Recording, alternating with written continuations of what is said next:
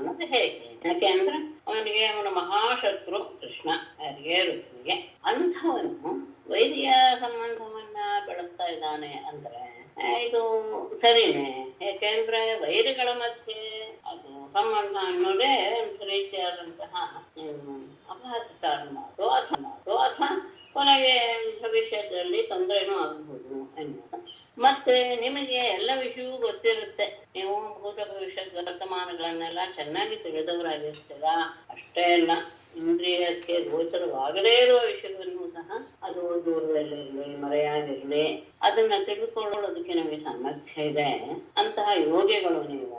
ಈ ವಿಷಯದ ಬಗ್ಗೆ ಯಾಕೋ ಸ್ವಲ್ಪ ನಮ್ಗೆ ರಹಸ್ಯ ಇದೆ ಅನ್ನಿಸ್ತಾ ಇದೆ, ಅದನ್ನ ನನಗೆ ತಿಳಿಸಿ ಅಂತ ಹೇಳಿದಾಗ ಯಾವಾಗ ಪರಮನ್ಮಥ ಶಾಪಕ್ಕೆ ಒಳಗಾಗಿ ಅನಂಗನಾಗಿದ್ನೋ ಅವನು ಕೃಷ್ಣನ ಮಗನಾಗಿ ಶರೀರವನ್ನು ಹೊಂದಿ ಕೃಷ್ಣನ ಮಗನಾಗಿ ಬಿಟ್ಟಿದ್ದಾನೆ.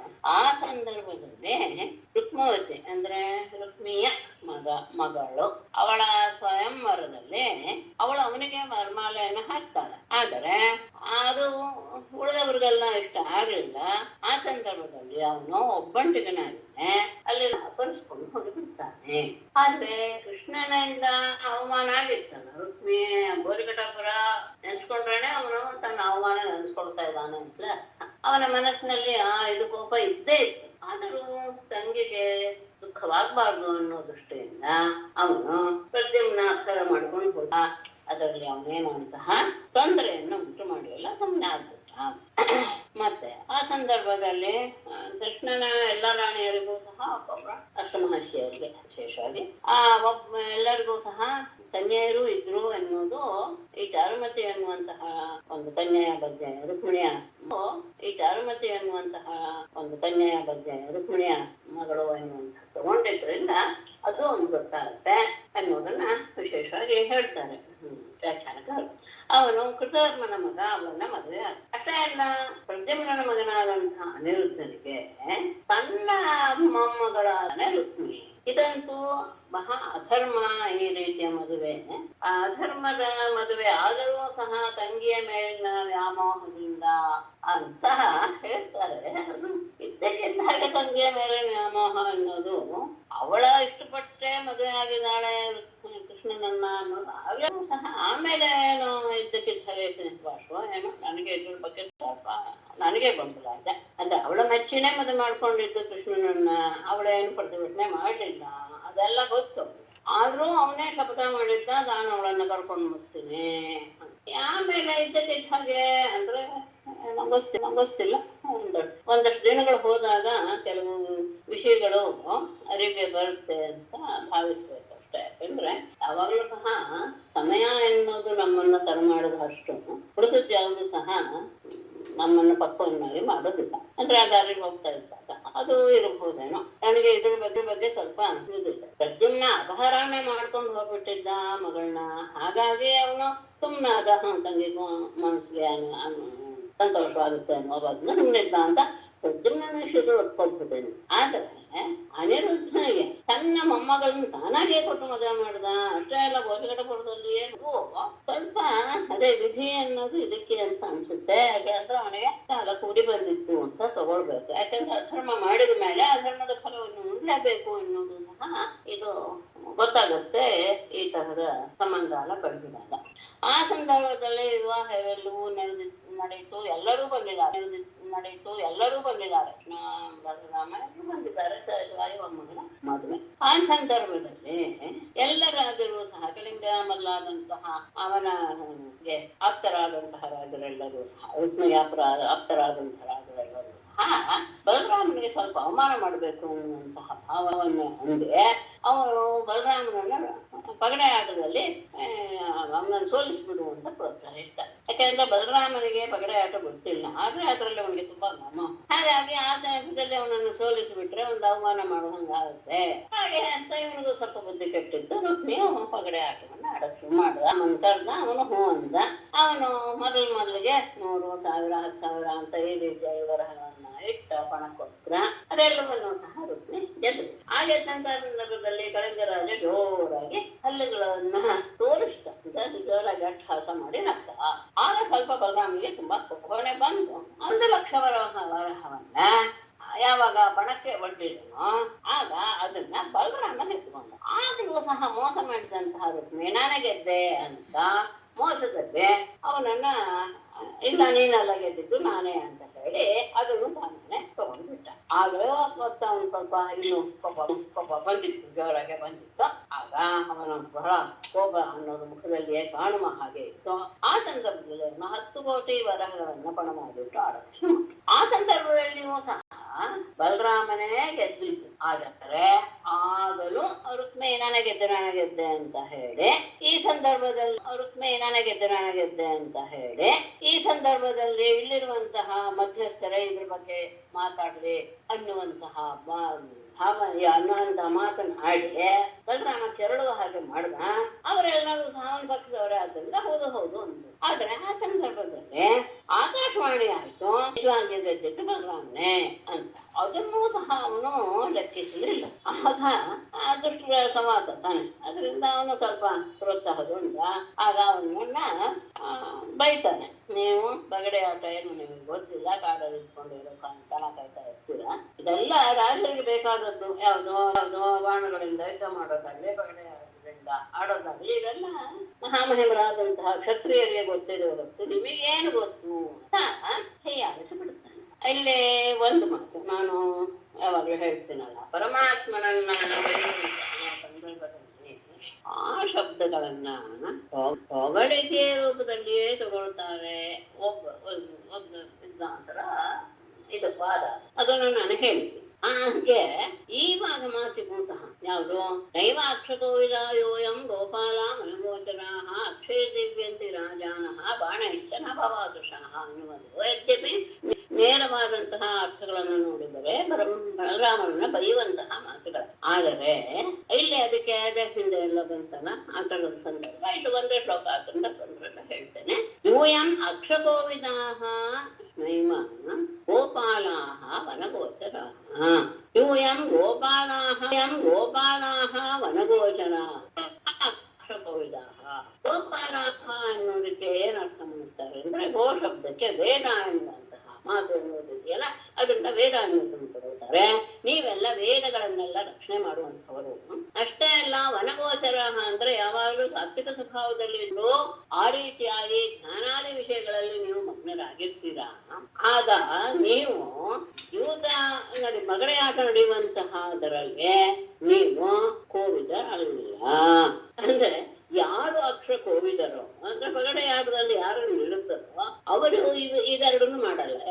ಯಾವುದೋ ಗೋಪಾಲರು ಅಲ್ಲ, ವನಗೋಚರವೂ ಅಲ್ಲ. ಗೋಪಾಲ ವನಗೋಚರ ಅನ್ನೋದಕ್ಕೆ ಎರಡನೇ ಅರ್ಥ ಹೇಳಿದ್ನಲ್ಲ, ಅಂದ್ರೆ ವೇದಗಳನ್ನು ರಕ್ಷಣೆ ಮಾಡುವವರಾಗಲೇ ಜ್ಞಾನಾಗಿರುವವರಾಗಲೇ ಅಕ್ಷರ ಕೋವಿದರಾಗಕ್ಕೆ ಸಾಧ್ಯವಿಲ್ಲ. ಯಾಕೆಂದ್ರೆ ವಿರುದ್ಧವಾದ ಧರ್ಮ. ಹಾಗಾಗಿ ನೀವು ಆ ವಿಷಯದಲ್ಲಿ ಅಕೋವಿದಾನಿ. ಅಷ್ಟೇ ಅಲ್ಲ, ರಾಜಾನಃ ಅಕ್ಷಯಹಿ ದೇವಿಯಂತೆ ನ ಭವಾದೃಶಃ.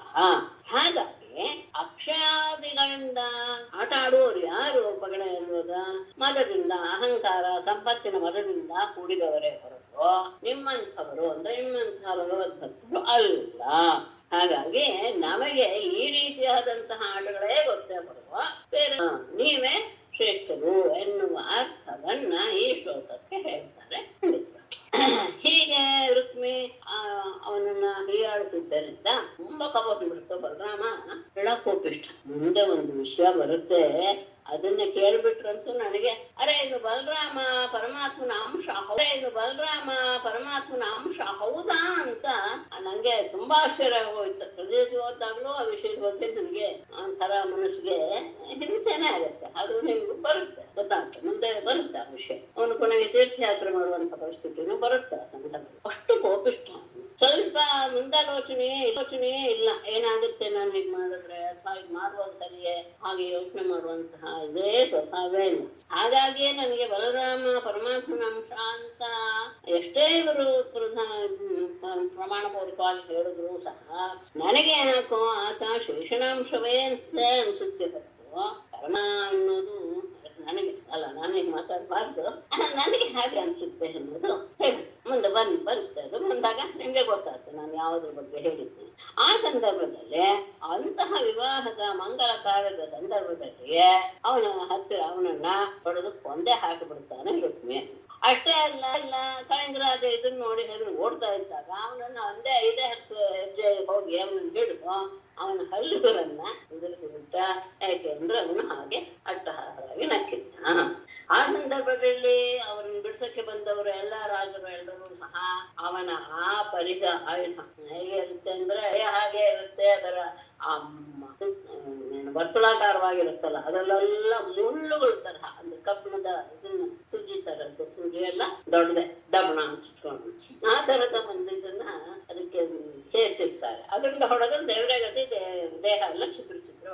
ಹಾಗೆ ಅವನ ಹತ್ರ ಹೊಡೆಸ್ಕೊಂಡು ಹೋದವರು ಎಲ್ಲರೂ ಹೆದರಿ ಓಡ್ ಹೋಗ್ಬಿಟ್ರು. ಆ ಸಂದರ್ಭದಲ್ಲಿ ರುಕ್ಮೆ ತನ್ನ ಹೆಂಡತಿಯ ಅಣ್ಣ ಅವನನ್ನ ಕೊಂದರೂ ಸಹ ಬಲರಾಮ ಕೃಷ್ಣ ಒಂದು ಮಾತನ್ನು ಆಡಲಿಲ್ಲ. ಯಾಕೆ ಅಂದ್ರೆ ಅವನು ಕೊಂದಿದ್ದು ಸರಿ ಅಂತ ಹೇಳ್ಬಿಟ್ರೆ ತನ್ನ ಪತ್ನಿ ರುಕ್ಮಿಣಿಗೆ ಬೇಜಾರಾಗುತ್ತೆ, ಹಿಂಸೆ ಆಗುತ್ತೆ. ತಪ್ಪು ಅಂತ ಹೇಳ್ಬಿಟ್ರೆ ಅಣ್ಣ ಬೇಜಾರು ಪಟ್ಕೊಂಡೆ. ಹಾಗಾಗಿ ಈ ಎರಡೂ ದ್ವಂದ್ವದಿಂದ ಅವನು ಕೂಡಿ ತಪ್ಪು ಸರಿ ಏನು ಮಾತಾಡಕ್ಕೆ ಹೋಗ್ಲಿಲ್ಲ. ಇದೇನೆ ಅವರಿಬ್ಬರು ಮಾತಾಡುವಾಗ, ಕೃಷ್ಣ ರುಕ್ಮಿಣಿ ಮಾತಾಡುವಾಗ ಬಂದಂತ ಅಂತಹ ಸಂದರ್ಭದಲ್ಲಿಯೂ ನೀನೇನು ಮಾತಾಡಲಿಲ್ಲ. ಯಾಕೆಂದ್ರೆ ನಾನೇ ನೀನು ಬಿಟ್ಬಿಡ್ತೇನೋ ಅಥವಾ ನನ್ನ ವಿಯೋಗವಾಗಿರ್ತೇನೋ ಅನ್ನೋ ಹೆದರಿಕೆಯಿಂದ ಅಂತ ಹಿಂದೆ ಬಂತಲ್ಲ ಆ ಸಂದರ್ಭ. ಇದಾದ್ಮೇಲೆ ಅದೊಂಥರ ಏನು ಶೋಚನೀಯ ಅವಸ್ಥೆಯಲ್ಲಿ ಮುಗಿಯಿತು ವಿವಾಹ ಪ್ರಸಂಗ. ಬಲರಾಮ ಎಲ್ಲರೂ ಸಹ ಆ ನವ ಜೋಡಿಯನ್ನು ಕರೆದುಕೊಂಡು ಗಾಳಿಗೆಗೆ ಹೊರಟು ಬಿಟ್ಟರು ಕೃಷ್ಣನ ಜೊತೆಗೆ. ಅದಾದ ಮೇಲೆ ಅನಿರುದ್ಧನ ಇನ್ನೊಂದು ವಿವಾಹ ಹೇಗೆ ಆಯ್ತು ಅಂದ್ರೆ ಹೇಗೆ ಬಾಣಾಸುರನ ವಿಷಯ ಬರುತ್ತೆ. ಇದೆಲ್ಲೂ ಸಹ ಹೇಗೆ ಒಂದಕ್ಕೊಂದು ಅಂದ್ರೆ ಆ ಸಂದರ್ಭದಲ್ಲಿ ಅವರವರಿಗೆ ಸರಿಯಾದ ಒಂದು ಶಿಕ್ಷೆಯನ್ನಾಗಲಿ ಏನೋ ಒಂದು ಪಾಠ ಕಲಿಸುವಂತಹ ಸಂದರ್ಭ ಬರಬೇಕಾದಾಗ ಇಂತಹ ಪ್ರಸಂಗಗಳೆಲ್ಲೂ ಸಹ ಹೇಗೆ ದೈವಾಧೀನವಾಗಿ ಒದಗಿ ಬರುತ್ತಾಗ ಅವನು ಅನಿರುದ್ಧನ ಬಾಣನ ಮಗಳಾದ ಊಷಾ ಅಂತಾನೆ ಇದ್ರಲ್ಲಿ ಮಾತ್ರ ತಗೊಳ್ತಾರೆ ಅವರಲ್ಲಿ ಭಾಗವತ. ಉಳಿದ ಕಡೆ ಎಲ್ಲ ವಿಷ್ಣು ಪುರಾಣದಲ್ಲಿ ಉಷಾ ಅಂತ ತಗೋತಾರೆ, ಇಲ್ಲಿ ಮಾತ್ರ ಊಷಾ ಅಂತಾನೆ ಪ್ರಯೋಗ ಮಾಡ್ತಾರೆ. ಯಾಕೆ ಅನ್ನೋದು ಗೊತ್ತಿಲ್ಲ, ಹೆಸರು ಅದು ಹಾಗೇನೆ ಇಲ್ಲಿ ಪ್ರಯೋಗ ಮಾಡೋದು. ಅಲ್ಲೇ ಬಾಣನ ಮಗಳಾದಂತಹ ವಿಷಯನ್ನ ಅನಿರುದ್ಧ ಮದುವೆ ಆ ಸಂದರ್ಭದಲ್ಲಿ ಕೃಷ್ಣನಿಗೂ ಅಂದ್ರೆ ಹರಿಗೂ ಹರನಿಗೂ ದೊಡ್ಡ ಯುದ್ಧ ಆಗಿಬಿಡುತ್ತೆ ಅಂತ ಇದನ್ನ ನಾನು ಕೇಳಿದ್ದೀನಿ ಪರೀಕ್ಷಿತ. ಈ ವಿಷಯವನ್ನ ನಾನು ತಿಳಿಸಿ ಅಂತ ಶುಕ್ರನ್ನ ಕೇಳ್ಕೊಳ್ತಾನೆ. ಆಗ ಶುಕ್ರ ಹೇಳ್ತಾರೆ ಬಲಿಗೆ 100 ಜನ ಮಕ್ಕಳಿದ್ರು. ಯಾರು ಬಲಿ ಅನ್ನೋದನ್ನು ಹೇಳ್ತಾರೆ. ವಾಮನ ರೂಪದಲ್ಲಿ ಇಡೀ ಪೃಥ್ವಿಯನ್ನೇ ದಾನ ಮಾಡಿದನು ಆ ವ್ಯಕ್ತಿ. ಅವನಿಗೆ 100 ಜನ ಮಕ್ಕಳು, ಅವನಲ್ಲಿ ಹಿರಿಯವನೇ ಬಾಣ. ಅವನು ಯಾವಾಗಲೂ ಸಹ ಶಿವನ ಭಕ್ತಿಯಲ್ಲಿ ಇವನು ಹಾಗೆ ಶಿವನ ಭಕ್ತನಾಗಿದ್ದ. ಅತ್ಯಂತ ಗೌರವಾರ್ಹ, ಎಲ್ಲರಿಗೂ ಸಹ ಉದಾರವಾದಂತಹ ಬುದ್ಧಿಯುಳ್ಳವನು, ಬಹಳ ಸತ್ಯಸಂಧ, ಅಂದ್ರೆ ಎಲ್ಲ ರೀತಿಯ ಒಳ್ಳೆ ಗುಣಗಳು ಇದ್ದು ಅಸುರನಾದರೂ ಸಹ ವಿಶೇಷ. ಆ ಬಾಣಾಸುರ ಆಡಳಿತ ಮಾಡ್ತಾ ಇರುವಂತಹ ಶೋಣಿತಪುರಕ್ಕೆ ಶಂಕರನ ಅನುಗ್ರಹದಿಂದ ಆ ಇಂದ್ರಾದಿ ದೇವತೆಗಳೆಲ್ಲರೂ ಸಹ ಅವನ ಸೇವೆ ಮಾಡ್ತಾ ಇದ್ರು. ಆ ಬಾಣನಿಗೆ 1000 ತೋಳುಗಳು ಇದ್ವು ಅನ್ನೋದು ವಿಶೇಷ. ಅದು ಶಿವನ ಅನುಗ್ರಹದಿದೆ. ಆ 1000 ತೋಳುಗಳಿಂದ ಒಮ್ಮೆ ಅವನು ಶಿವನ ತಾಂಡವ ನೃತ್ಯದ ಸಂದರ್ಭದಲ್ಲಿ ವಾದ್ಯಗಳನ್ನು ನುಡಿಸಿ ಅವನಿಗೆ ಸಂತೋಷವನ್ನು ಉಂಟು ಮಾಡಿಬಿಡ್ತಾನೆ. ಆಗ ಶಂಕರ ಬಹಳ ಅಸಂತೋಷ ತನಿಸಿ ಬಹಳ ಬೇಗ ಅವನು ಒಲ್ದುಬಿಟ್ಟು ಅವನು ನೀನೇನ್ ಬೇಕಾದ್ರೂ ವರ ಕೇಳ್ಕೊ ಅಂತ ರಾಕ್ಷಸ ಬುದ್ಧಿ. ಅವನು ಹೇಳ್ದ, ನೀನು ನನ್ನ ನಗರದ ರಕ್ಷಕನಾಗಿರು ಅಂತ ಕೇಳ್ಕೊಂಡ. ವಿಧಿ ಇಲ್ಲ, ಕೇಳ್ಕೊಂಡ ವರ ಕೇಳು ಅಂತ ಹೇಳಿದ್ದ. ಹಾಗಾಗಿ ಅವನು ಅಲ್ಲೇ ಇದ್ದ. ಇಂದ್ರಾದೇವತೆಗಳು ಸಹ ಅವನ ನಗರವನ್ನ ರಕ್ಷಣೆ ಮಾಡ್ತಾನೆ ಇದ್ದಾರೆ. ಕಿಂಕರು ಹಾಗೆ ಒಮ್ಮೆ ಪರಮೇಶ್ವರ ಅವನ ನಗರದಲ್ಲೇ ಇದ್ನಲ್ಲ, ಅವನ ಹತ್ರ ಮಾತಾಡ್ತಾ ಹೇಳ್ತಾನೆ, ನೀನು ಎಲ್ಲ ಇಡೀ ಜಗತ್ತಿಗೆ ನೀನೇ ಪ್ರಧಾನ. ಯಾರ ಇಚ್ಛೆ ಪೂರ್ಣಗೊಂಡಿಲ್ವೋ ಅವರಿಗೆ ಎಲ್ಲರ ಇಚ್ಛೆಯನ್ನು ಪೂರೈಸುವಂತಹ ಕಲ್ಪವೃಕ್ಷದ ಹಾಗಿದೆಯಾ ನೀನು ನನಗೆ 1000 ತೋಳುಗಳನ್ನ ಕರುಣಿಸಿದೆಯಾ, ಆದ್ರೆ ಅವು ಕೇವಲ ವ್ಯರ್ಥವಾಗಿ ಭಾರ ಅನ್ನಿಸ್ತಾ ಇದೆಯಾ ಹೊತ್ತು ಅದೊಂದು ಏನೋ ಪ್ರಯೋಜನ ಇಲ್ಲ. ಯಾಕೆಂದ್ರೆ ಇಂತಹ ತೋಳು ಇಟ್ಕೊಂಡಾಗ ಅದಕ್ಕೆ ಯೋಗ್ಯನಾದಂತಹ ವ್ಯಕ್ತಿ ಜೊತೆ ಯುದ್ಧ ಮಾಡಿದಾಗ ಅದಕ್ಕೆ ಸಾರ್ಥಕತೆ. ಈ ಮೂರು ಲೋಕದಲ್ಲಿಯೂ ಸಹ ಇಂತಹ ಒಬ್ಬ ಸಮರ್ಥನಾದಂತಹ ವ್ಯಕ್ತಿ ನನಗೆ ಸಿಕ್ಕೇ ಇಲ್ಲ, ಈ ಬಾಹುಗಳಿಂದ ಯುದ್ಧ ಮಾಡಬೇಕು ಎನ್ನುವ ಉದ್ದೇಶದಿಂದ ದಿಗ್ಗಜಗಳ ಮೇಲೆ ಯುದ್ಧ ಮಾಡಕ್ಕೆ ಹೊರಟೆ ಅವುಗಳು ಹೆದರಿ ಓಡಿ ಹೋಗಿ ಬಿಟ್ಟು ಮತ್ತೆ ನನ್ನ ಬಾಹುಗಳ ಹೊಡೆತದಿಂದ ಪರ್ವತಗಳೆಲ್ಲವೂ ಸಹ ಪುಡಿ ಪುಡಿ ಆಗೋಯ್ತು ಅಂತ. ಇದು ಕೇಳಿದಾಗ ಶಿವನಿಗೆ ಅನ್ನಿಸ್ತು, ಇವನಿಗೆ ಅಹಂಕಾರ ಬಂದಿದೆ. ಆಗ ಅವನು ಹೇಳ್ತಾನೆ, ನಿನ್ನ ರಥದ ಮುರಿದು ಬೀಳುತ್ತೋ ಆಗ ನೀನು ನನಗೆ ಸರಿಸಮಾನವಾದಂತಹ ಪರಾಕ್ರಮಿಯ ಜೊತೆಗೆ ನೀನು ಯುದ್ಧ ಮಾಡ್ತೀಯ. ಅಷ್ಟೇ ಅಲ್ಲ, ಆ ಯುದ್ಧ ನಿನಗಿರುವ ಈ ಅಹಂಕಾರವನ್ನ ನುಚ್ಚು ನೋಡ್ಕೊಳಿಸದೆ. ಅಂದ್ರೆ ತಾನು ಅಹಂಕಾರ ಪಟ್ಟಿದ್ದೀನಿ, ಅದು ಸರಿಯಲ್ಲ ಎನ್ನುವಂತಹ ಮಾತು ಗೊತ್ತಾಯ್ತು ಅವನಿಗೆ. ಆದ್ರೂ ಆನಂದ ಆಯ್ತು ಅಂತ ಹೇಳ್ತಾರೆ. ಯಾಕೆಂದ್ರೆ ಮುಂದೆ ಆಗ್ಬೇಕಾದದ್ದು ನಡಿಬೇಕಾಯ್ತಲ್ಲ, ಆ ಬುದ್ಧಿ ಕೆಟ್ಟ ಆಗ್ಬೇಕಾನೆ ಅವರೆಲ್ಲ ಆ ತರದ ಕೆಲಸ ಶುರು ಮಾಡೋದು. ಹಾಗೆ ಅವನು ಬಹಳ ಸಂತೋಷವಾಗುತ್ತೆ. ನನಗೂ ಸರಿಸಮನಾದಂತಹ ಸಿಗ್ತಾನೆ ಪರಾಕ್ರಮಿ ಅಂತ ಅನ್ಕೊಂಡು ಪರಮೇಶ್ವರನ ಆದೇಶದವನ್ನ ನಿರೀಕ್ಷೆ ಮಾಡ್ತಾ ಅವನಿಗೆ ಉಷಾ ಎನ್ನುವಂತಹ ಒಬ್ಬಳು ಮಗಳಿದ್ರು. ಅದನ್ನ ಅಲ್ಲೆಲ್ಲ ಹೇಳ್ಬೇಕು ಅಂತ ನಾನು ಅನ್ಕೊಳ್ತೀನಿ. सा तत्र तमपश्यन्ति क्वासिकान्ते विवारिणे सखीनां मध्यस्थौ विह्वला व्रीडिता भृशम्. तत्र सा तम् अपश्यन्ति कान्ता क्व असि इति वारिणे सखीनां मध्ये विह्वला उत्तस्थौ भृशं व्रीडिता. ತತ್ರ ಅಂದ್ರೆ ಎಚ್ಚರವಾದಾಗ ಸಾ ಆ ಉಷಾಳು, ನಾನು ಉಷಾ ಅಂತ ಹೇಳ್ತೀನಿ, ಉಷಾ ಅಂತ ಹೇಳೋಕ್ಕೆಲ್ಲ ಸ್ವಲ್ಪ ಹಿಂಸೆ ಆಗುತ್ತೆ ನನಗೆ, ಇಲ್ಲಿರೋದು ಉಷಾ ಅಂತ. ಅವಳು ತಮ್ಮ ಅಪಶ್ಯಂತಿ, ಎಚ್ಚರವಾದಾಗ ಅವನನ್ನ ಕಾಣದೆ ಕಾಂತ ಪ್ರೀತಿ ಪಾತ್ರನೇ ಕೋಸಿ ಎಲ್ಲಿದೀಯಾ ಇತಿ ಮಾತಿನಿ ಎಲ್ಲಿ ಹೋದೆ ಅಂತ ಹೇಳ್ತಾ ಸಖೀನ ಮಧ್ಯೆ, ಸಖಿಯರ ಮಧ್ಯದಲ್ಲಿ ಉತ್ತಸ್ತ ಅಂದ್ರೆ ಸಖಿಯರೆಲ್ಲರೂ ಇದ್ದಾರೆ, ಸುತ್ತಲೂ ಮಲಗಿದ್ದಾರೆ, ಇವಳು ಮಲಗಿದ್ದಾಳೆ. ಎಚ್ಚರವಾದ ತಕ್ಷಣ ಹೀಗೆ ಹೇಳ್ತಾ ಅವಳು ಎದ್ಲು. ವಿಫಲ ಉತ್ತಸ್ತ, ವಿಫಲ ಅಂದ್ರೆ ಏನೋ ಎಲ್ಲಿ ಹೋಗ್ಬಿಟ್ಟ ತನ್ನ ಪ್ರೀತಿ ಪಾತ್ರನಾದವನು ಆ ವ್ಯಕ್ತಿ ಅಷ್ಟೇ, ಅನ್ನೋದು ಗೊತ್ತಿಲ್ಲ, ಎಲ್ಲಿ ಹೋಗ್ಬಿಟ್ಟ ಎನ್ನುವಂತಹ ಒಂದು ಭಾವದಿಂದ ಅವಳು ಎದ್ಲು. ಆದ್ರೆ ಸುತ್ತ ಎಲ್ರು ಇರೋದು ನೋಡಿ ಭೃಶಂ ಹೇಳಿದ ಬಹಳ ನಾಚಿಕೆ ಕೊಂಡುಬಿಟ್ಟು ಸ್ವಪ್ನದಲ್ಲಿ ಆದಂತಹ ಸಮಾಧಾನ ಆಮೇಲೆ ಇದ್ದಕ್ಕಿಂತ ಹಾಗೆ ಅವನ ಎಚ್ಚರಗೊಂಡ ತಕ್ಷಣ ಅವನು ಎಲ್ಲೇ ಇರೋದನ್ನು ನೋಡಿದ ತಕ್ಷಣ ಎಲ್ಲಿದ್ಯಾ ಅಂತ ಹೇಳ್ತಾನೆ. ಅವಳು ಎದ್ಲು, ಸಖಿಯರ ಮಧ್ಯದಲ್ಲಿ ಮಲಗಿದ್ದಾಳೆ, ಸುತ್ತಲೂ ಸಖಿಯರು ಇದ್ದಿದ್ದನ್ನು ನೋಡಿ ಅವಳಿಗೆ ಬಹಳ ನಾಚಿಕೆ ಆಯ್ತು. ಆ ಮಾತನ್ನ ಅವಳ ಸಖಿ ಒಬ್ಳು ಕೇಳಿಸ್ಕೊಂಡ್ಲು, ಅಲ್ಲ ಎಲ್ರು ಕೇಳಿಸ್ಕೊಂಡ್ಲು. ಅವಳಿಗೆ ಸ್ವಲ್ಪ ಸಾಮರ್ಥ್ಯ. ಬಾಣಸ್ಯ ಮಂತ್ರಿ ಕುಂಭಾಂಡ ಚಿತ್ರಲೇಖಾ ಚತತ್ಸುತ ಸಖ್ಯ ಪೃಚ್ಛತ್ ಸಖೀಂ ಪೂಷಾಂ ಕೌತೂಹಲ ಸಮನ್ವಿತ. ಬಾಣಸ್ಯ ಮಂತ್ರಿ ಕುಂಭಾಂಡ ತತ್ಸುತ ಚ ಚಿತ್ರಲೇಖಾ ಕೌತೂಹಲ ಸಮನ್ವಿತ ಸಖೀ ಮೂಷಾಂ ಅಪೃಚ್ಛತ್.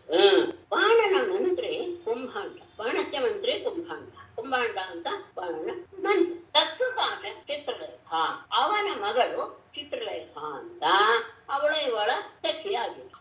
ಇವಳು ಹೇಳಿದಂತಹ ಈ ಮಾತನ್ನು ಕೇಳಿ ಕೌತೂಹಲ ಸಮನ್ವಿತ, ಕುತೂಹಲದಿಂದ ಕೂಡಿದವಳಾಗಿ ಸಖಿಯಾದ ಚಿತ್ರಲೇಖಿಯು ಸಖಿ ಮೂಷಾಂ ಗೆಳತಿಯಾದಂತಹ ವಿಷಯನ್ನು ಕುರಿತು ಅಪೃಚ್ಛತ್ ಕೇಳಿದ್ರು.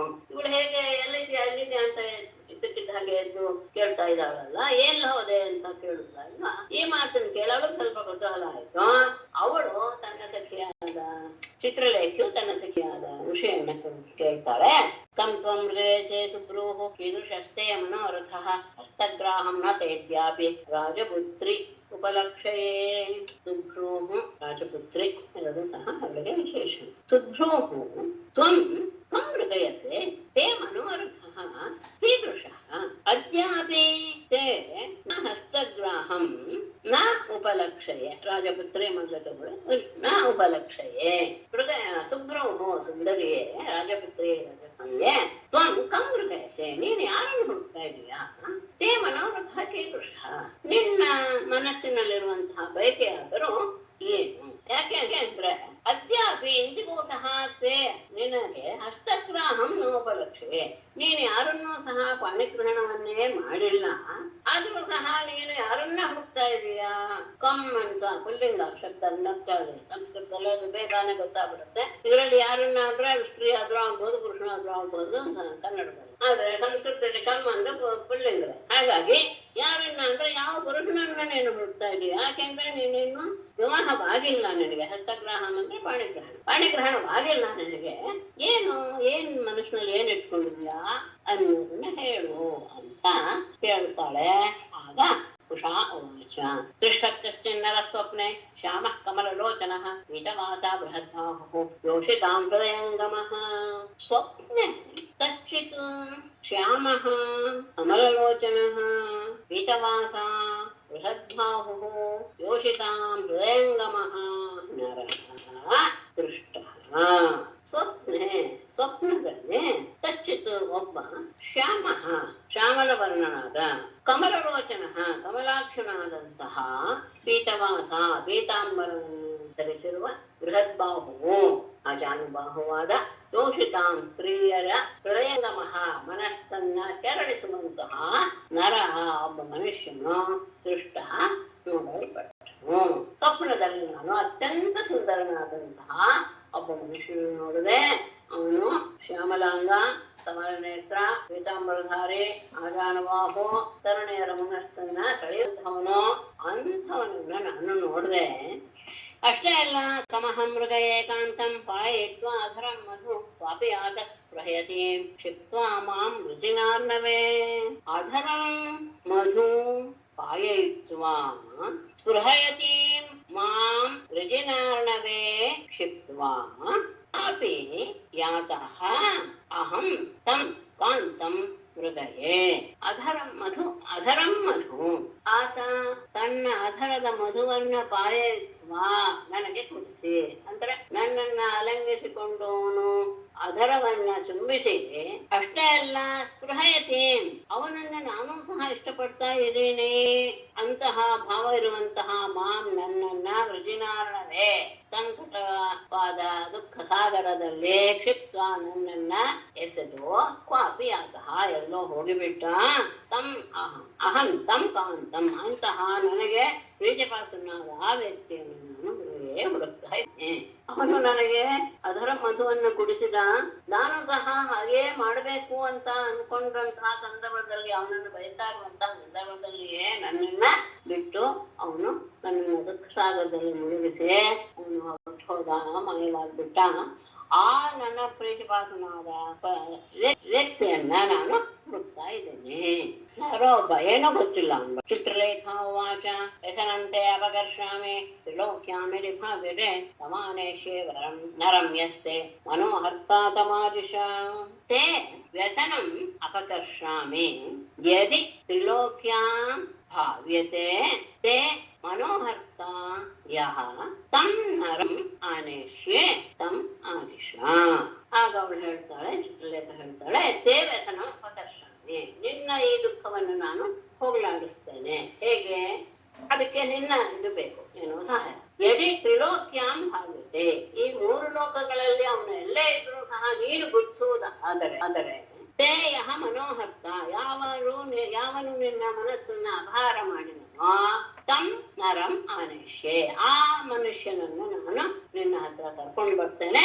ತಂ ಆದಿಶ, ಅವನನ್ನು ನೀನು ಹೇಗಿದ್ದಾನೆ ಎನ್ನುವುದನ್ನ ನನಗೆ ಹೇಳು. ಅಂದ್ರೆ ಅವನು 3 ಲೋಕದಲ್ಲಿ ಇದ್ರೂ ಸಹ ನೀನು ಗುರುತಿಸ್ತೀಯಾ ಅನ್ನೋದಾದ್ರೆ, ನಾನು ಅವನ ಚಿತ್ರವನ್ನು ಬರಿತಾ ಹೋಗ್ತೇನೆ ಅನ್ನೋದನ್ನ ಇಟ್ಕೊಳ್ಬೇಕು. ಅವಳು ಅದರಲ್ಲಿ ಬಹಳ ಅನ್ಕೊಂಡಿದ್ಲು, ಮತ್ತೆ ಯೋಗಿನಿ ಬೇರೆ ಅವಳು. ನಿನ್ನ ಮನಸ್ಸನ್ನ ಅಪಹರಿಸಿದಂತಹ ಅವನನ್ನ ನಾನು 3 ಲೋಕದಲ್ಲಿ ಎಲ್ಲಿದ್ರೂ ಸಹ ಕರ್ಕೊಂಡು ಬರ್ತೇನೆ, ನೀನು ಅವನಿಗೆ ಯಾರು ಅನ್ನೋದನ್ನ ನೀನು ತೋರಿಸು ಅಂತ ಹೇಳಿ ಮುಂದೆ ಗೊತ್ತಾಗ್ತದೆ. ಚಿತ್ರಪಟದಲ್ಲಿ ಬರೀತಾರೆ. ಇತ್ಯುಕ್ತ ದೇವಗಂಧರ್ವ ಸಿದ್ಧ ಚಾರಣ ಕನ್ನಗಾನ್ ದೈತ್ಯ ವಿದ್ಯಾಧರಾನ್ ಯಕ್ಷಾನ ಮನಜಾಶ್ಚ ಯಥಾ ವಿಧತ್.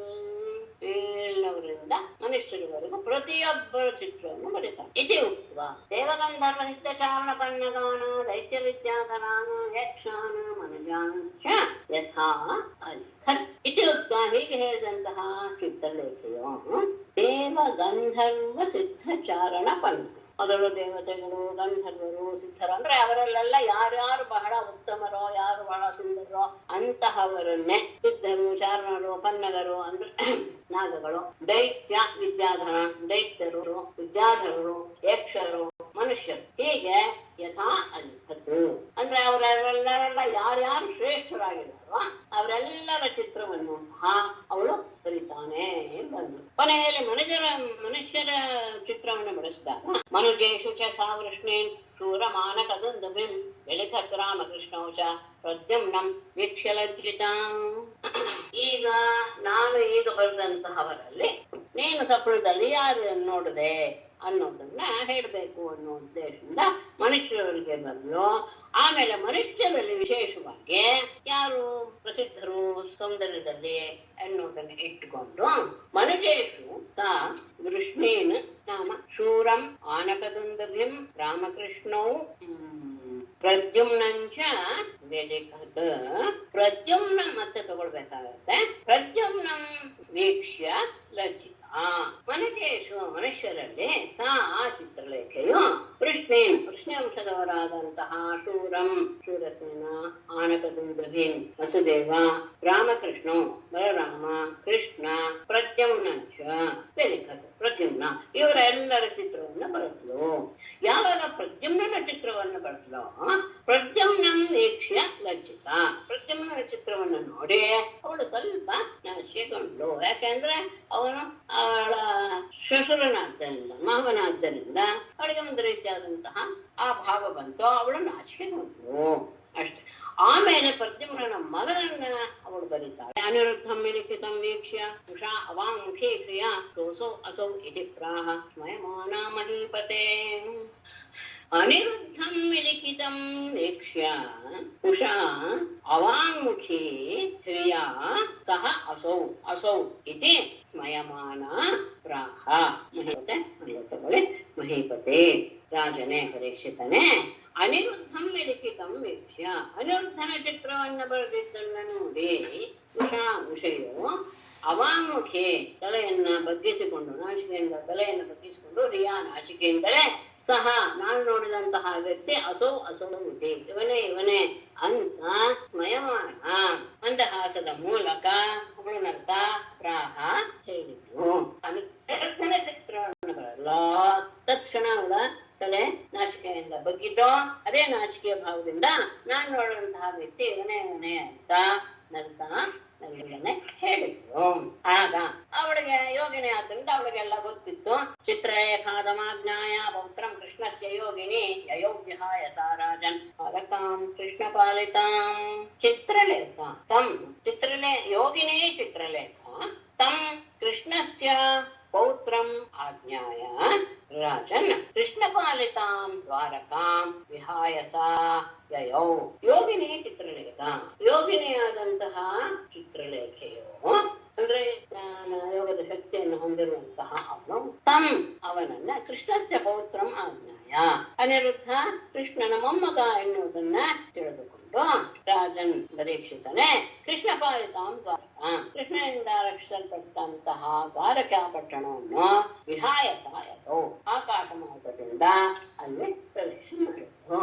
ಯಾವಾಗ ಅವಳಿಗೆ ಗೊತ್ತಾಯ್ತು ಕೃಷ್ಣನ ಮೊಮ್ಮಗ ಅನಿರುದ್ಧ ಅಂತ, ಆಗ ಅವಳು ಆಕಾಶ ಮಾರ್ಗದಿಂದ ಕೃಷ್ಣನ ಪಟ್ಟಣವಾದಂತಹ ದ್ವಾರಕೆಗೆ ಒಂದು ಇಳಿದ್ಲು. ತತ್ರ ಸುಪ್ತಂ ಸುಪರ್ಯಂಕೆ ಪ್ರದ್ಯುಮ್ನ ಯೋಗಮಸ್ತಾಪುರಂ ತಕ್ಷೈ ಪ್ರಿಯಂ ಅದರ್ಶಯತು. ತತ್ರ ಸುಪರ್ಯಂಕೆ ಸುಪ್ತಂ ಪ್ರಾದ್ಯುಮ್ನಿಂ ಯೋಗಂ ಆಸ್ಥಿತ ಗೃಹೀತ್ವಾ ಶೋಣಿತಪುರಂ ನೇತ್ವಾ ಇತ್ಯರ್ಥ. ಸಖ್ಯೈ ಪ್ರಿಯಂ ಅದರ್ಶಯತ್. ತತ್ರ ಆ ದ್ವಾರಕಾನಗರದಲ್ಲಿ ಸುಪರ್ಯಂಕೆ ಅಲ್ಲಿ ಉತ್ಪತ್ತಿಗೆಯಲ್ಲಿ ಸುಪ್ತಂ ಮಲಗಿರುವಂತಹ ಪ್ರಾದ್ಯುಮ್ನಿಂ ಅನಿರುದ್ಧನನ್ನು ಯೋಗಂ ಆಶ್ರಿತ ಯೋಗದ ಶಕ್ತಿಯನ್ನು ಬಳಸಿದಂತಹ ಚಿತ್ರಲೇಖೆಯು ಗೃಹೀತ್ವ ತೆಗೆದುಕೊಂಡು ಅಂದ್ರೆ ಅವನನ್ನ ಎತ್ತಿಕೊಂಡು ಶೋಣಿತಪುರಕ್ಕೆ ಕರೆದುಕೊಂಡು ಬಂದು ಅಂತ ತಗೊಳ್ಬೇಕು.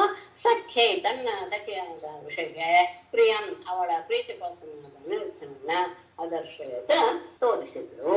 ಕೃಷ್ಣ ಪೌತ್ರ ಅಂತ ಗೊತ್ತಾದ ತಕ್ಷಣ ಯೋಗಶಕ್ತಿ ಉಳ್ಳಂತಹ ಅವಳು ದ್ವಾರಕೆಗೆ ಹೋದ್ಲು. ಅಲ್ಲಿ ಮಲಗಿದಾನೆ ಸುಪ್ಪತ್ತಿಗೆಯಲ್ಲಿ ಅಂತಹ ಅನಿರುದ್ಧನನ್ನು ಎತ್ತಿಕೊಂಡು ಅವಳು ಶ್ವಾಸಪದಕ್ಕೆ ಅವಳನ್ನು ಕರ್ಕೊಂಡು ಬಂದು ಗೆಳತಿಯಾದ ಋಷಿಗೆ ಅವಳ ಪ್ರೀತಿಪಾತ್ರನಾದಂತಹ ಅನಿರುದ್ಧನನ್ನ ತೋರಿಸಿದ್ರು. ಶಾಚಕಂ ಸುಂದರವರಂ ವಿಲೋಕ್ಯಂ ದಿನ ಮುದಿತಾನನ ದುಷ್ಪ್ರೇಕ್ಷ್ಯೆ ಸ್ವಗೃಹೇ ಪುಂಭಿಃ ರೇಮೆ ಪ್ರಾಜ್ಞಮ್ನಿನ ಸಮಂ ತಂ ಸುಂದರವರಂ ವಿಲೋಕ್ಯ ಸಾಚ ಮುದಿತಾನನ ಪುಂಭಿಃ ದುಷ್ಪ್ರೇಕ್ಷ್ಯೆ ಸ್ವಗೃಹೇ ಪ್ರಾಜ್ಞಮ್ನಿನ ಸಮಂ ರೇಮೆ ತಂ ಅವಳು ಕರ್ಕೊಂಡು ಬಂದಂತಹ ಅನಿರುದ್ಧ ಸುಂದರ ವರಂ ವಿಲೋಕ್ಯ ಅವನು ಕನಸಿನಲ್ಲಿ ಕಂಡದ್ದಕ್ಕಿಂತ ಇನ್ನೂ ಸುಂದರನಾಗಿದ್ದಾನೆ ಅನ್ನೋದನ್ನ ವಿಲೋಕ್ಯ ನೋಡಿದಂತಹ ಆ ವಿಷಯವು ಮುದಿತಾನನ ಸಂತೋಷಗೊಂಡ ಅರಳಿದ ಮುಖವುಳ್ಳವಳಾಗಿ ಕುಂಭೆ ಪುರುಷರಿಂದ ದುಷ್ಪ್ರೇಕ್ಷ್ಯೆ ನೋಡಲು ಸಹ ಅಸಾಧ್ಯವಾದಂತಹ ಸ್ವಗೃಹೆ ತನ್ನ ಅಂತಃಪುರದಲ್ಲಿ ಪ್ರಾಜ್ಞಮ್ನಿನ ಸಮಂ ಅನಿರುದ್ಧನೊಡನೆ ಅವಳು ಪ್ರೇಮೆ ವಿಹಾರ ಮಾಡಲಿಕ್ಕೆ ಶುರು ಮಾಡಿದ್ಲು.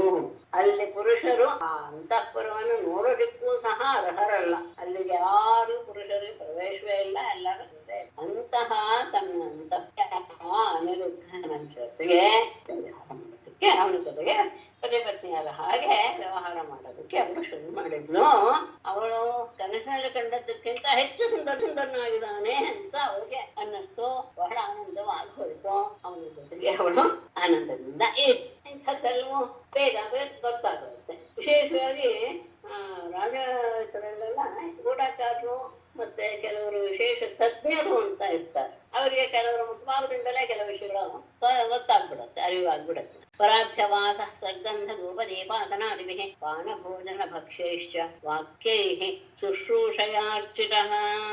ಒಂದಿದ್ದು ಹೇಳ್ಬಿಡ್ತೇನೆ ಒಂದೇ ವಿಷಯ. ಗೂಢ ಕನ್ಯಾಪುರೇ ಶಶ್ರುತ ಪ್ರವೃದ್ಧ ಸ್ನೇಹಯಾತಯ ನಾಹರ್ಗಣಾಂ ಸ ಬುಧೆ ಉಷಯಾಭರ್ಣೇಂದ್ರಿಯ.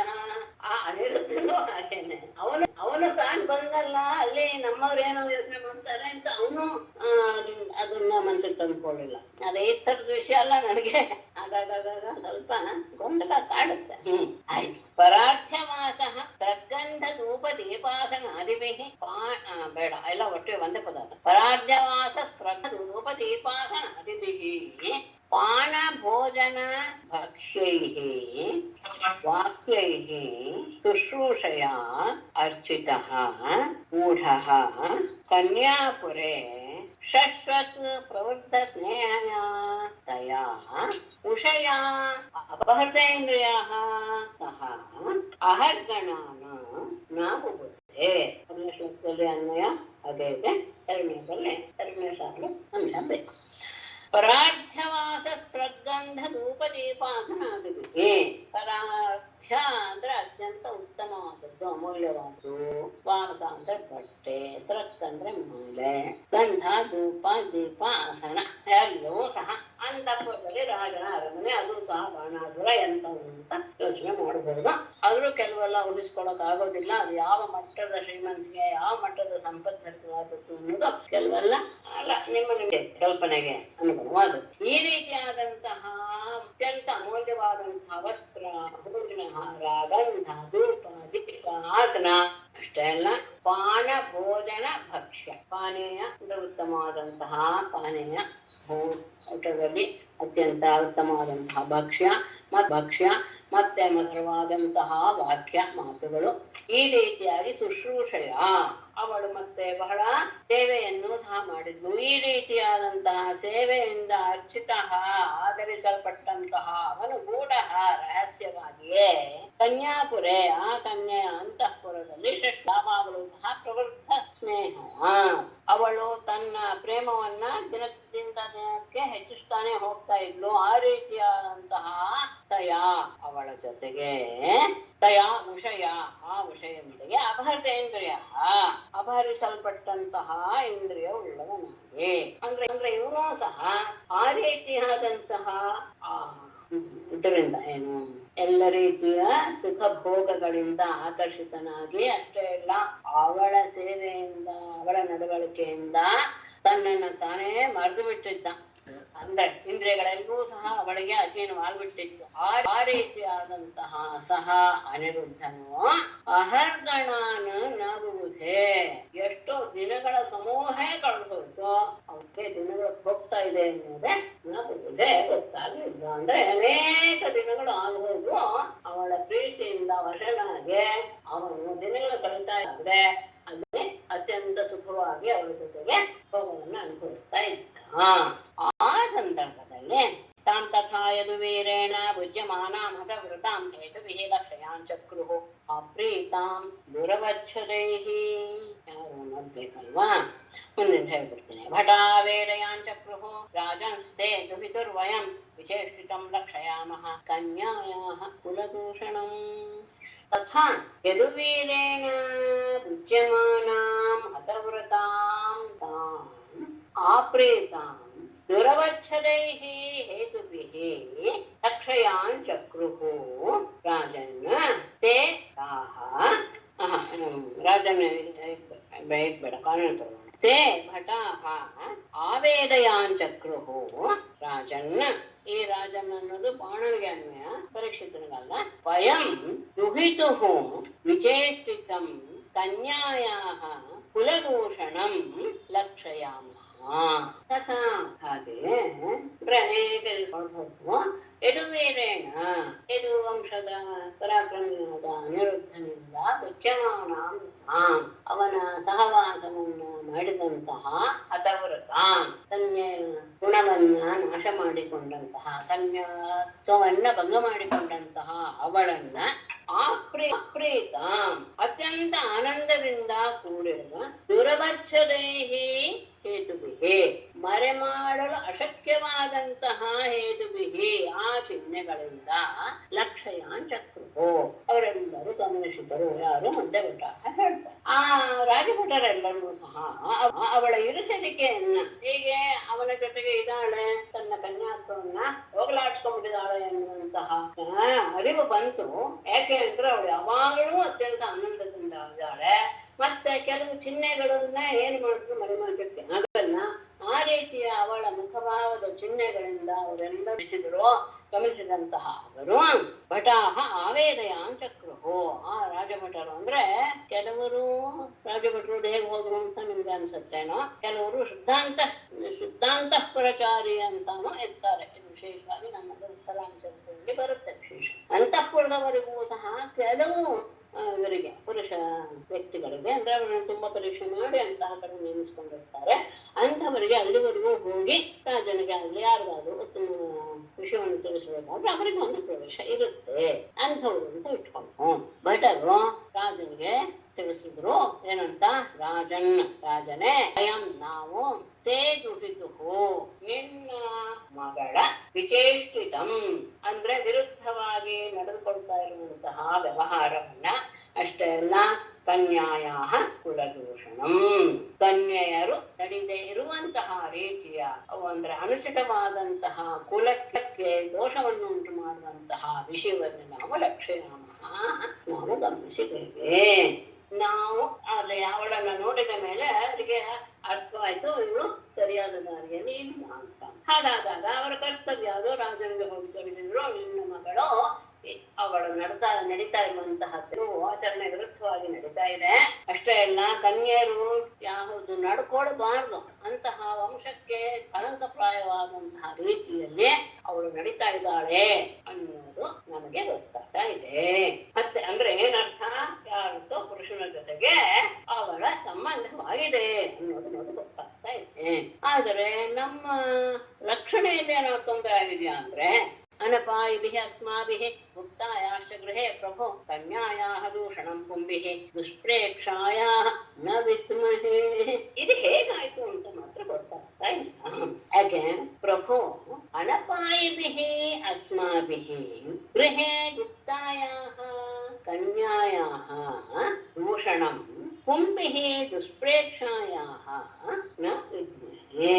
ಪ್ರಭೋ ರಾಜನೇ, ಅನಪಾಯಿಭಿಹಿ ಅಂದ್ರೆ ಒಂದು ಕ್ಷಣವೂ ಬಿಡದೆ, ಅಸ್ಮಾಭಿಹಿ ನಮ್ಮಿಂದ, ಗೃಹೇ ಗುಪ್ತಾಯ ಆ ಅಂತಃಪುರದಲ್ಲಿ ರಕ್ಷಣೆಗೆ ಒಳಗಾಗಿರುವಂತಹ ಕನ್ಯಾಯ ನಿನ್ನ ಮಗಳಾದ ವಿಷಯ ದೂಷಣಂ ಆ ಕಳಂಕ ಎನ್ನುವುದು ಅಂದ್ರೆ ಆ ರೀತಿಯಾದ ವ್ಯವಹಾರ ಅನ್ನೋದು ಎಂಥದ್ದು. ಗುಂಪಿಗೆ ದುಷ್ಪ್ರೇಕ್ಷಾಯ ಮನುಷ್ಯರಿಂದ ಅನ್ಯ ಪುರುಷರಿಂದ ನೋಡಲು ಸಹ ಅಸಾಧ್ಯವಾದಂತಹ ಅವಳ ವಿಷಯದಲ್ಲಿ ಏನಾಯ್ತು ಅನ್ನೋ ನಾವಿದ್ರೆ ನಮ್ಗೆ ಹೋಗ್ತಾ ಇತ್ತು. ಅಂದ್ರೆ ನಿನ್ನ ಮಗಳಲ್ಲಿ ಈಗ ಕುಲಕ್ಕೆ ದೋಷವನ್ನು ಉಂಟು ಮಾಡುವಂತಹ ಒಂದು ವಿಚಾರ ವಿರುದ್ಧವಾದ ಆಚರಣೆ ಕಂಡು ಬಂದಿದೆ. ನಾವೆಲ್ಲರೂ ಸಹ ಎಡಬಿಡದೆ ಎಚ್ಚರಿಕೆಯಿಂದ ಕಾವಲು ಕಾಯ್ತಾನೇ ಇದ್ದೀವಿ. ಬೇರೆ ಪುರುಷರು ನೋಡೋದಕ್ಕೂ ಸಹ ಸಾಧ್ಯವಿಲ್ಲದೆ ಇರುವಂತಹ ಕನ್ಯೆ ನಿನ್ನ ಮಗಳು. ಅಂಥ ಅವಳಲ್ಲಿ ಈ ರೀತಿಯಾದಂತಹ ದೋಷ ಹೇಗೆ ಉಂಟಾಯ್ತು ಅನ್ನೋದು ಗೊತ್ತಾಗ್ತಾ ಇಲ್ಲ ಅಂತ ಅದನ್ನು ಸಹ ಅವರು ತಿಳಿಸಿಬಿಟ್ಟು, ತತಃ ಪ್ರವ್ಯಸಿತೋ ಬಾಣಃ ದುಹಿತೋ ಶ್ರುತದೂಷಣಃ ಸರಿತಃ ಕನ್ಯಕಾಗಾರಂ ಪ್ರಾಪ್ತೋ ಅದ್ರಾಕ್ಷೀತ್ ಯದೋದ್ವಹಂ. ತತಃ ದುಹಿತುಃ ಶ್ರುತದೂಷಣಃ ಪ್ರವ್ಯಥಿತಃ ಬಾಣಃ ತ್ವರಿತಃ ಕನ್ಯಾಗಾರಂ ಪ್ರಾಪ್ತಃ ಯದೋದ್ವಹಂ ಅದ್ರಾಕ್ಷಿ. ತತಃ ಬಳಿಕ ಶ್ರುತದೂಷಣಃ ಅಂದ್ರೆ ಅವಳ ನಡತೆಯ ಬಗ್ಗೆ ದೋಷವನ್ನ, ದುಹಿತುಃ ಶ್ರುತದೂಷಣ ಮಗಳ ಚರಿತ್ರೆ ಕೆಟ್ಟಿದೆ ಎನ್ನುವಂತಹ ಮಾತನ್ನ ಕೇಳಿ, ಪ್ರವ್ಯಥಿತಃ ಬಾಣಃ ಬಹಳ ಹಿಂಸೆಗೊಂಡಂತಹ ಮನಸ್ಸಿಗೆ ಖೇಡವನ್ನು ತಂದುಕೊಂಡಂತಹ ಬಾಣಾಸುರನು ತ್ವರಿತಃ ಬಹಳ ಆತುರದಿಂದಲೇ ಕನ್ಯಕಾಗಾರಂ ಪ್ರಾಪ್ತ ಆ ಮಗಳ ಅಂತಃಪುರವನ್ನ ಪ್ರವೇಶ ಮಾಡಿದ. ಅಲ್ಲೇ ಯದುವಂಶಂ ಅದ್ರಾಕ್ಷಿ, ಅಲ್ಲೇ ಯದುವಂಶದ ಅನಿರುದ್ಧ ಕುಡ್ತಿರೋದನ್ನ ನೋಡಿದ್ದ. ಅವನು ಹೇಗಿದ್ದ ಅದೇನ್ ಮಾಡ್ತಾ ಇದ್ದ ಮುಂದೆ ಹೇಳ್ತಾರೆ. ಅಲ್ಲೇ ಬಹಳ ಹಿಂಸೆ ಆಗೋಯ್ತು. ಅವರ ಈ ರೀತಿಯಾಗಿ ತನ್ನ ಮಗಳ ಬಗ್ಗೆ ಈ ರೀತಿಯಾದಂತಹ ಕಳಂಕದ ಮಾತು ಬರ್ತಾ ಇದೆಯಲ್ಲ ಅಂತ ಬಹಳ ವೇಗದಿಂದ ಅವನು ತನ್ನ ಮಗಳ ಅಂತಃಪುರಕ್ಕೆ ಹೋಗಿ ನೋಡ್ತಾನೆ. ಅದೇ ಅನಿರುದ್ಧನನ್ನ ಗಮನಿಸಿದ. ಹೇಗಿದ್ದಾನೆ? ಕಾಮಾತ್ಮಜಂ ತಂ ಭುವನೈಕ ಸುಂದರಂ ಶ್ಯಾಮಂ ವಿಶಂಗಾಂಬರಂ ಅಂಬುಜೇಕ್ಷಣಂ ಬೃಹದ್ಭುಜಂ ಕುಂಡಲ ಕುಂತಲದ್ವಿಷಾಂ ಕೃತಾವಲೋಕೇನ ಚ ಮಂಡಿತಾನನಂ ಇಂತಹ ಯದೋದ್ವಹಂ ಅದ್ರಾಕ್ಷೀತ್ ಅಂತ ಹಿಂದೆ ಕನ್ನಡ ಮಾಡ್ತಾನೆ. ಕಾಮಾತ್ಮಜಂ ಭುವನೈಕ ಸುಂದರಂ ಶ್ಯಾಮಂ ವಿಶಂಗಾಂಬರಂ ಅಂಬುಜೇಕ್ಷಣಂ ಬೃಹದ್ಭುಜಂ ಕುಂಡಲ ಕುಂತಲದ್ವಿಷ ಸ್ಮಿತಾವಲೋಕೇನ ಚ ಮಂಡಿತಾನನಂ ಯದೋದ್ವಹಂ ಅದ್ರಾಕ್ಷಿ. ತಂ ಯದೋದ್ವಹಂ ತಂ ತಗೊಳ್ಳೆ ಯದೋದ್ವಹಂ ಅದ್ರಾಕ್ಷಿ ಅಂತ ಅಲ್ಲಿ ತಗೊಳ್ಳೆ. ಸರಿ. ಕಾಮಾತ್ಮಜಂ ಕಾಮನ ಮಗ ಅಂದ್ರೆ ಮನ್ಮಥನ ಸಾಕ್ಷಾತ್ ಮಗ. ಮನ್ಮಥನದೊಂದರೆಗೂ ಅದನಾದ. ಭುವನೈಕ ಸುಂದರಂ ಮೂರು ಲೋಕಗಳಲ್ಲಿಯೂ ಅತ್ಯಂತ ಸುಂದರನಾದ. ಶ್ಯಾಮಂ ಶ್ಯಾಮಲಾಂಗನಾದ. ಪಿಶಂಗಾಂಬರ ಪೀತಾಂಬರಧಾರಿಯಾದ. ಅಂಬುಜೇಕ್ಷಣಂ ಕಮಲಾಕ್ಷನಾದ. ಭುಜಂ ಅನುಜಾನುಬಾಹುನಾದ. ಕುಂಡಲ ಕುಂತಲ ತುಷ ಆ ಕುಂಡಲದಿಂದಲೂ ಕುಂತಲ ಅಂದ್ರೆ ಕೂದಲು, ಆ ಕೂದಲಿನ ಕಾಂತಿಯಿಂದಲೂ, ಕಿವಿಯ ಕುಂಡಲದಿಂದಲೂ ಮತ್ತು ಕೂದಲಿನ ಕಾಂತಿಯಿಂದಲೂ ಮತ್ತು ಸ್ಮಿತಾವಲೋಕೇನ ಮುಗುಳು ನಗುವಿಂದ ಕೂಡಿದ ನೋಟದಿಂದಲೂ ಮಂಡಿತಾನನಂ ಅಲಂಕೃತವಾದಂತಹ ಮುಖವುಳ್ಳ ತಂ ಆ ಯದೋದ್ವಹಂ ಅದ್ರಾಕ್ಷೇತ್. ಹೇಗಿದ್ದಾನೆ ಪ್ರದ್ಯುಮ್ನ ಮಗ? ಪೂನೈಕ ಸುಂದರ ಶ್ಯಾಮಲಾಂಗ ಪೀತಾಂಬರಧಾರಿ ಕಮಲಾಕ್ಷ ಆಜಾನುಬಾಹು ಕುಂಡಲದಿಂದ ಅಲಂಕೃತವಾದಂತಹ ಮುಖ, ಹಾಗೆ ಮುಂಗುರುಳು ಸಹ ಅದರ ಕಾಂತಿ ಮುಖದ ಮೇಲೆ ಬಿದ್ದಿದೆ. ಮುಗುಳ್ನಗೆಯಿಂದ ಕೂಡಿದ್ದಾನೆ. ಮುಗುಳ್ನಗೆಯಿಂದ ಕೂಡಿ ಬಹಳ ಸೌಂದರ್ಯವನ್ನ ಪ್ರಕಟಪಡಿಸುವಂತಹ ಮುಖದಿಂದ ಕೂಡಿರುವ ಎದುಕದ ಶ್ರೇಷ್ಠನಾದ ಅನಿರುದ್ಧನನ್ನ ನೋಡಿದ. ಆಯ್ತು ನೋಡ್ದ. ಅವನಲ್ಲಿ ಏನ್ ಮಾಡ್ತಾ ಇದ್ದ ಅಂದ್ರೆ ದಿವ್ಯಂತಮಕ್ಷಯ ಶ್ರೇಯಾಭಿನೃಮ್ನಯ ತರಂಗ ಸಂಗ ಸ್ತನ ಕುಂಕುಮ ಸ್ರಜಂ ಬಾಹೋರ್ಧಾನಂ ಮಧುಮಲ್ಲಿಕಾಶ್ರಿತಾಂ ತಸ್ಯಾಗ್ರ ಆಸೀನಂ ಅವೇಕ್ಷ್ಯ ವಿಸ್ಮಿತಃ. ಅಭಿನೃಮ್ನಯ ಪ್ರಿಯಯ ಅಕ್ಷೈಃ ದಿವ್ಯಂತಂ ತದಂಗ ಸಂಗ ಸ್ತನ ಕುಂಕುಮ ಸ್ರಜಂ ಬಾಹೋಃ ದಧಾನಂ ಮಧುಮಲ್ಲಿಕಾಶ್ರಿತಾಂ ತಸ್ಯಾಹ ಅಗ್ರೆ ಅಂತ ಅಲ್ಲಿ ಬಿಡಿಸ್ಕೊಳ್ಬೇಕು. ಅಲ್ಲಿ ಸಂಧಿ ಆಗ್ಬಾರ್ದಾಗಿತ್ತು, ಆಗಿದೆ. ಆಶತ್ವ ಅಂತ ಇಟ್ಕೊಳ್ಬೇಕು ಸಂಧಿ. ಸಸ್ಯ ಅಗ್ರೆ ಅಂತ ಆಗ್ಬೇಕು. ಅದು ಅದಾದಾಗ ಒಂದು ಅಕ್ಷರ ಹೆಚ್ಚಾಗುತ್ತೆ, ನಿವೃತ್ತ ಬಂಧ ಆಗುತ್ತೆ.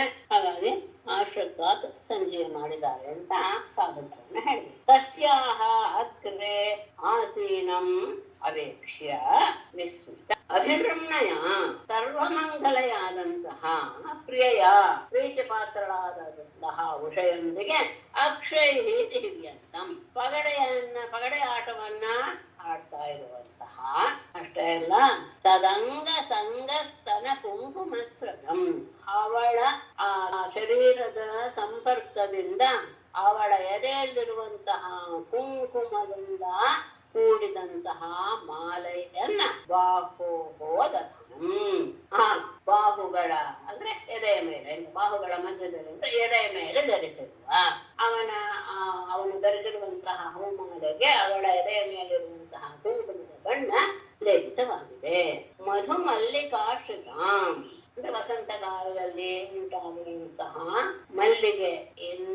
ಮಲ್ಲಿಗೆಯಿಂದ ಶೋಭಿತಳಾದಂತಹ ತಸ್ಯಾಹ ಅಗ್ರೆ ಆಸೀನಂ ಅಂತಹ ಅವಳ ಎದುರಿಗೆ ಕುಳಿತಿರುವ ಅವನನ್ನ ಅವೇಕ್ಷ್ಯ ನೋಡಿ ವಿಸ್ಮಿತ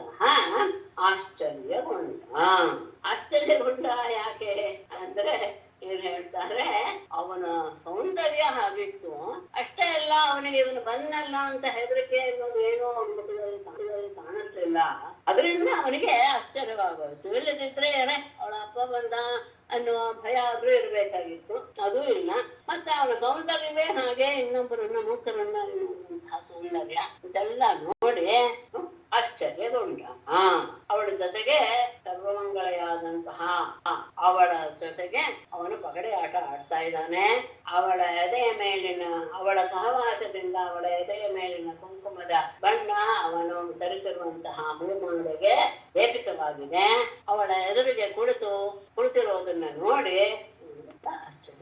ಪ್ರವಿಷ್ಟಂ ತಂ ಆತತಾಯಿಭಿಃ ಭಟೈರನೇಕೈಃ ಅವಲೋಕ್ಯ ಮಾಧವ ಉದ್ಯಮ್ಯ ಮೌರ್ವಂ ಪರಿಗಮ್ಯ ವ್ಯವಸ್ಥಿತಃ ಯಥಾಂತಕೋ ದಂಡಧರೋ ಜಿಘಾಂಸಯ. ಸಹ ಮಾಧವಃ ಆತತಾಯಿಭಿಃ ಭಟೈಃ ಅನೇಕೈಃ ಪ್ರವಿಷ್ಟಂ ತಂ ಅವಲೋಕ್ಯ ಮೌರ್ವಂ ಪರಿಘಂ ಉದ್ಯಮ್ಯ ವ್ಯವಸ್ಥಿತಃ ಯಥಾ ವಿಧಾಂಸಯ ದಂಡಧರಃ ಅಂತ. ಆಗ ಸಹ ಮಾಧವಃ ಅಂದ್ರೆ ವಂಶದವನು ಅನಿರುದ್ಧನು ಆತತಾಯಿಭಿಃ ಅಂದ್ರೆ ಕೈಯಲ್ಲಿ ಶಸ್ತ್ರಗಳನ್ನು ಹಿಡಿದುಕೊಂಡು ಬಂದಂತಹ ಭಟೈಹಿ ಭಟರ ಜೊತೆಗೆ ಅನೇಕೈಹಿ ಸೇನೆಯೊಡನೆ ಪ್ರವಿಷ್ಟಂ ತಂ ಪ್ರವೇಶ ಮಾಡಿದಂತಹ ತಂ ಆ ಬಾಣಾಸುರನನ್ನ ಅವಲೋಕ್ಯ ನೋಡಿ. ಅಂದ್ರೆ ತನ್ನ ಕೊಲ್ಲಕ್ಕೆ ಬಂದಿದ್ದಾರೆ ಅನ್ನೋದು ವೃತಂ ಬಿಟ್ಟು ಹೋಯ್ತು ಅನ್ಕೊಳ್ತೀನಿ. ಆತತಾಯಿಭಿಃ ಭಟೈಹಿ ಅನೇಕೈಹಿ ವೃತಂ ಪ್ರವಿಷ್ಟಂ, ಇವರೆಲ್ಲರಿಂದ ಕೂಡಿಕೊಂಡು ಪ್ರವೇಶ ಮಾಡಿದಂತಹ ಬಾಣಾಸುರನನ್ನ ಅವಲೋಕ್ಯ ನೋಡಿ. ಇದನ್ನೆಲ್ಲ ನೋಡಿದ ತಕ್ಷಣ ತನ್ನನ್ನು ಕೊಲ್ಲಕ್ಕೆ ಬಂದಿದ್ದಾರೆ ಅಂತ ಗೊತ್ತಾಯ್ತು. ಅವನು ಸಹ ಮೌರ್ವಂ ಪರಿಘಂ ಉದ್ಯಮ್ಯ, ಉರು ಅನ್ನೋದು ಒಂದು ನಂತೆ ಆ ಲೋಹದಿಂದ ನಿರ್ಮಿತವಾದಂತದ್ದು ಮೌರ್ವ, ಅದರಿಂದ ನಿರ್ಮಿತವಾದಂತಹ ಒಂದು ಪರಿಘ ಅನ್ನೋದನ್ನ ಹೇಳಿದ್ನಲ್ಲ, ಆ ರೀತಿ ಒಂದು ಆಯುಧ ಅದಕ್ಕೆ ಸಿಕ್ಕಿ ಹಾಕಿಕೊಂಡವರು ಅಂದ್ರೆ ಅದರ ಪ್ರಯೋಗ ಮಾಡೋದು ಬಹಳ ಶೂರ್ಯ ಆಗಿರ್ಬೇಕು. ಅದಕ್ಕೆ ಸಿಕ್ಕಿ ಹಾಕಿಕೊಂಡವರು ಪ್ರಾಣ ಬಿಡುತ್ತೇನೆ ಅಂತಹ ದೇಹದಲ್ಲಿ ಬಹಳ ಹಾನಿಯನ್ನು ಉಂಟು ಮಾಡುವಂಥದ್ದು. ಅಂತಹ ಮುರು ಎನ್ನುವಂತಹ ಆಯುಧದಿಂದ ನಿರ್ಮಿತವಾದಂತಹ ಪರಿಘಾಯುಧವನ್ನು ಉದ್ಯಮ್ಯ ತೆಗೆದುಕೊಂಡು ವ್ಯವಸ್ಥಿತ ಸಿದ್ಧನಾದ ಯಾಗಕ್ಕೆ ಯುದ್ಧಕ್ಕೆ. ಹೇಗೆ ಹೇಗೆ ಅಂತಕಃ ಯಮನು ಜಿಘಾಂಸಯ ಕೊಲ್ಲಲು ಎದುರಿಗಿರುವಂತಹ ವ್ಯಕ್ತಿಯನ್ನು ಕೊಲ್ಲಲು ಬಯಸಿ ದಂಡಧರಃ ತನ್ನ ಕಾಲ ದಂಡವನ್ನು ಹಿಡಿದುಕೊಂಡು ನಿಲ್ತಾನೋ ಯಮನ ಹಾಗೆ ಇವನು ಸಹ ಆ ಸೈನಿಕರನ್ನೆಲ್ಲ ಎದುರಿಸೋದಕ್ಕೆ ಸಿದ್ಧನಾಗಿ ನಿಂತ. ಎಲ್ಲರ ಜೊತೆ ಬಂದಿದ್ ನೋಡಿ ಅವರಿಂದ ತನ್ನನ್ನ ಕೊಲ್ಲಕ್ಕೆ ಬಂದಾರೆ ಅಂತ ಗೊತ್ತಾಯ್ತು. ಇವನೇನು ಸುಮ್ಮನೆ ಇರಲಿಲ್ಲ, ಅಲ್ಲಿ ಬರುವಂತಹ ಪ್ರಕೃಷ್ಟವಾದಂತಹ ಒಂದು ಪರಿಹಾರ ಕೈಗೆ ತೆಗೆದುಕೊಂಡು ಹೆದರ್ಕೊಂಡು ಅವ್ರನ್ನ ಎದುರಿಸೋದು ನಿಂತ ಹೇಗೆ ಯಮ ಕಾಲದಂಡ ಎತ್ತಿಕೊಂಡು ಬಂದು ಕೊಲ್ಲೋದಕ್ಕೆ ಅಂತ ನಿಲ್ತಿರ್ತಾನೋ ಹಾಗೆ ಜಿಘೃಕ್ಷಯಾದಾನ್ ಭರಿತಃ ಪ್ರಸರ್ಪತಃ ಶೃಣೋ ಯಥಾ ಸುಕರಯುತ್ಪೋ ಹನತ್ ದೇಹನ್ಯಮಾನಾ ಭವನಾಗ್ನಿ ನಿರ್ಗತಾಃ ನಿರ್ಭಿನ್ಯಮೂರ್ಧೋರ್ಭುಜಾಃ ಪ್ರದುದ್ರುಃ ಜಿಘೃಕ್ಷಯಾ ಪ್ರಸರ್ಪತಃ ಪರಿತಃ ಪ್ರಸರ್ಪತಃ ತಾನ್ ಯಥಾ ಶೃಣಃ ಶೃಣಃ ಸೂಕರಯೂಥಪಃ ತಥಾ ಅಹನತ್ ಹನ್ಯಮಾನಾಃ ತೇ ಭವನಾತ್ ಹನ್ಯಮಾನಾಃ ತೇ ಅದು ನಿರ್ಭಿನ್ನ ಮೂರ್ಧೋರ್ಭುಜಾಃ ಭವನಾತ್ ನಿರ್ಗತಾಃ ಪ್ರದುದ್ರುವು ಜಿಘೃಕ್ಷಯ ಅವನನ್ನ ಹಿಡಿಬೇಕು ಎನ್ನುವ ಉದ್ದೇಶದಿಂದ ಪರಿತಃ ಪ್ರಸರ್ಪತಃ ಸುತ್ತಲೂ ಸಹ ಓಡಾಡ್ತಾ ಇರುವಂತಹ ತನ್ನನ್ನ ಹಿಡಿಯೋದಕ್ಕೆ ಮುಂದೆ ಬರ್ತಾ ಇರುವಂತಹ ಸುತ್ತಲೂ ಓಡಾಡ್ತಾ ಇರುವಂತಹ ತಾನ ಸೈನಿಕರನ್ನ ಯಥಾ ಹೇಗೆ ಹೇಗೆ ಶುನಃ ನಾಯಿಗಳ ಗುಂಪನ್ನ ಸೂಕರಯೂಥಪ ಕಾಡು ಹಂದಿಗಳು ಹೇಗೆ ಆವರಿಸ್ಕೊಳ್ಳುತ್ತೋ ಆಕ್ರಮಣ ಮಾಡುತ್ತೋ ತಥಾ ಅಹನತ್ ಹಾಗೆ ಕೊಂದು ಹಾಕಿ ಬಿಟ್ಟ ನಾಯಿಗಳ ಹಾಗೆ ಅವರೆಲ್ಲರೂ ಸಹ ಇವನನ್ನ ಆಕ್ರಮಣ ಮಾಡಕ್ಕೆ ಬಂದ್ರು ಒಂದು ದೊಡ್ಡ ಸಮೂಹ ಹೇಗೆ ದೊಡ್ಡ ಹಂದಿ ಯೂಥಪ್ಪ ಇದೆ ಅಂದ್ರೆ ಹಂದಿಗಳ ಒಡೆ ಅಂದ್ರೆ ರಾಜ ಅಂತ ಅರ್ಥ ಅವನು ಹೇಗೆ ಆ ನಾಯಿಗಳನ್ನೆಲ್ಲ ಓಡಿಸಿಬಿಡುತ್ತೋ ಹಂದಿ ಹಾಗೆ ಅವರೆಲ್ಲರನ್ನೂ ಸಹ ತನ್ನನ್ನು ಹಿಡಿಯಕ್ಕೆ ಬಂದಂತ ಅವರೆಲ್ಲರನ್ನೂ ಸಹ ಅವನು ತನ್ನ ಪರಿಗಾರದಿಂದ ಎಲ್ಲರನ್ನು ಹೊಡೆದು ಹಾಕದ ಹನ್ಯಮಾನಾಹ ತೇ ಅವನ ಹೊಡೆತಕ್ಕೆ ಸಿಕ್ಕಿದಂತಹ ಅವರು ನಿರ್ಭಿನ್ನ ಮೂರ್ಧೋರು ಭುಜ ಕತ್ತರಿಸಲ್ಪಟ್ಟಂತಹ ತಲೆ ತೊಡೆ ಭುಜಗಳುಳ್ಳವರಾಗಿ ಭವನಾಥ್ ನಿರ್ಗತಃ ಅಂತಃಪುರದಿಂದ ಹೊರಬಂದು ಹೊಡೆದಿದ್ರು ಹಣ ಹೊಡೆದ್ರು ಸಾಕು ಅಂತ ಅಲ್ಲಿಂದ ಓಡ್ ಹೋಗೋದಕ್ಕೆ ಶುರು ಮಾಡಿದ್ರು ಯಾಗ ಅವನನ್ನ ಹಿಡಿಬೇಕು ಅಂತ ಅವನ ಸುತ್ತಲೂ ಸಹ ಆ ಸೈನಿಕರು ಅವನನ್ನ ವ್ಯಾಪಿಸಿಕೊಂಡ್ರು ಆಗ ನಾಯಿಗಳ ಒಂದು ಗುಂಪನ್ನ ಒಂದು ದೊಡ್ಡ ಹಂದಿ ಹೇಗೆ ಹೆದರ್ಸಿ ಓಡಿಸಿ ಬಿಡುತ್ತೋ ಹಾಗೆ ಇವನು ಸಹ ಅವರೆಲ್ಲರನ್ನೂ ಸಹ ತನ್ನ ಆಯುಧದಿಂದ ಹೊಡೆದು ಹಾಕದ ಅವನ ಹೊಡೆದಕ್ಕೆ ಸಿಕ್ಕಿದ ಎಲ್ಲರೂ ಸಹ ಕೆಲವರು ತಲೆ ಕೆಲವರು ತೊಡೆ ಕೆಲವರು ಭುಜಗಳನ್ನ ಕಳೆದುಕೊಂಡ್ರು ಆ ಅಂತಃಪುರದಿಂದ ಹೊರಡುವಂತ ಎಲ್ಲರೂ ಸದ್ಯ ಬದುಕಿದ್ರು ಸಾಕು ಅಂತ ಪಲಾಯನ ಮಾಡಿದ್ರು ಇದನ್ನ ನೋಡಿ ಬಾಣನ್ಗೆ ಓಹೋ ಇದು ಸ್ವಲ್ಪ ತೊಂದ್ರೆನೆ ಅಂತ ಹಾಗೆ ತನ್ನಾಗಪಾಶೈ ಬಲಿನಂದನೋ ಬಲಿ ಘನಂತಂ ಸಸೈನ್ಯಂ ಕುಪಿತೋ ಭವಂತಃ ವೃಷಂ ಶೋಕವಿಷಾದ ಫಲ ಬದ್ಧಂ ನಿಶಮ್ಯ ಅಶ್ರುತಲಾಕ್ಷಿ ಅರೋಜಿಷೀತ್ ಸ್ವಸೈನ್ಯಂ ಘನಂತಂ ತಂ ಕುಪಿತಃ ಬಲಿನಂದನಃ ಬಲಿ ನಾಗಪಾಶೈಃ ಬಬಂಧಃ ಊಷಾ ವೃಷಂ ಬದ್ಧಂ ಊಷಾ ಬದ್ಧಂ ನಿಶಮ್ಯ ವೃಷಂ ಶೋಕ ವಿಷಾದ ಫಲ ಅಶ್ರುಕಲಾಕ್ಷಿ ಅರೋಜಿಷೀತ್ ಸಸೈನ್ಯಂ ತಂ ತನ್ನ ಸೈನ್ಯವನ್ನೆಲ್ಲ ನಾಶ ಮಾಡುವಂತಹ ತಂ ಅವನನ್ನ ಕುಪಿತಃ ಕೋಪಗೊಂಡಂತಹ ಬಲಿನಂದನಃ ಬಲಿಯ ಮಗನಾದಂತಹ ಬಾಣಾಸುರನು ಬಲಿ ಪರಾಕ್ರಮಿಯಾದಂತಹ ಆ ಬಾಣಾಸುರನು ನಾಗಪಾಶಕ್ಕೆ ನಾಗಪಾಶದಿಂದ ಅವನನ್ನ ಭಗವಂತ ಬಂಧಿಸಿ ಬಿಟ್ಟ ಯಾವಾಗ ಇವನು ಹೀಗೆ ತನ್ನ ಸೈನಿಕರನ್ನೆಲ್ಲ ಬಡಿತಾ ಇದ್ದಾನೋ ಆಗ ಅವನನ್ನ ನೋಡಿದ ತಕ್ಷಣ ಇವನಿಗೆ ಕೋಪ ಬಂತು ನಾಗಪಾಶಗಳಿಂದ ಅವನನ್ನ ಬಂಧನ ಮಾಡಿಬಿಟ್ಟ ಊಷೆಯು ಬದ್ಧಂ ನಿಶಮ್ಯ ತನ್ನ